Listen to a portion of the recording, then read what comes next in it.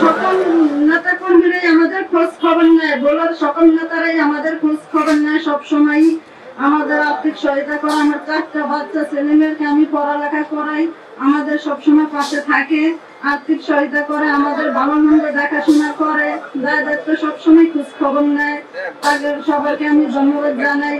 17 বছর আন্দোলন করে আমরা কিন্তু একটা অভ্যস্ততা চলে আসছে। কত আন্দোলন করতে হবে, আছি, সমস্যা নেই, কিন্তু কোন ফেসিবাদকে আবার ফিরতে দেওয়া যাবে না। ফেসিবাদ যখন আসবে, আওয়ামী লীগ তথা ফেসিবাদের যে চরিত্র, সেই ফেসিবাদ কিন্তু ফেসিবাদের চরিত্র থেকে বুঝতে পারবে না, সে যতই ভালো হোক। সেজন্য আপনাদের প্রতি রিকোয়েস্ট, ফেসিবাদ মুক্ত আন্দোলনের যে আমরা শুরু করেছিলাম, সেই আন্দোলনের এখনো চলমান। সে যতদিন পর্যন্ত একটা ফ্রি ফেয়ার ইলেকশন না হয়, ততদিন পর্যন্ত আপনারা আপনাদের সেই আগের আন্দোলনের মুডে থাকবেন যে আমরা এখনো আন্দোলন করছি। টোটাল বাংলাদেশের মধ্যে ভোলা জেলা স্বেচ্ছাসেবক দল একটি অন্যতম একটি সংগঠন, যেটা টোটাল বাংলাদেশের মানুষ স্বীকার করে, সেন্ট্রাল নেতা কর্মীরাও স্বীকার করে। কিন্তু আমরা ভোলা জেলার কেন্দ্রীয় নেতৃবৃন্দ হয়ে আজকে ভোলা জেলাতে এসে রমজান মাস অনেক কষ্ট করে অনেক লোকজন এসেছেন, কিন্তু স্বেচ্ছাসেবক দলের প্রোগ্রাম এরকম ভাবে এটা আমি চিন্তা করতে পারিনি।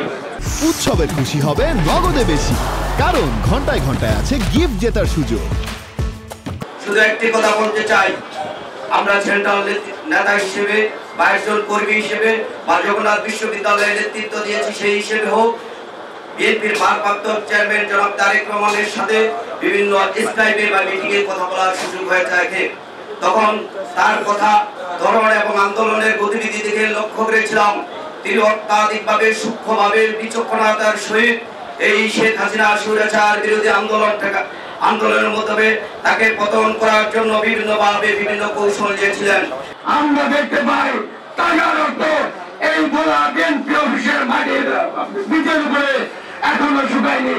সেই তাজা রক্ত আমাদের হৃদয় কেন হচ্ছে যখন আমরা দেখি আব্দুল রহিমের শহীদ আব্দুল রহিমকে মৃত অবস্থায় পড়ে আছে রাজপথে, সেই লাশটি নিয়ে টানা হেঁচড়া করছে পুলিশ। সকল নেতা কর্মীরা আজ আমাদের সেই দৃশ্য আমরা এখনো বলতে পারিনি, আমাদের চোখের সামনে সেই দৃশ্য পাচ্ছে।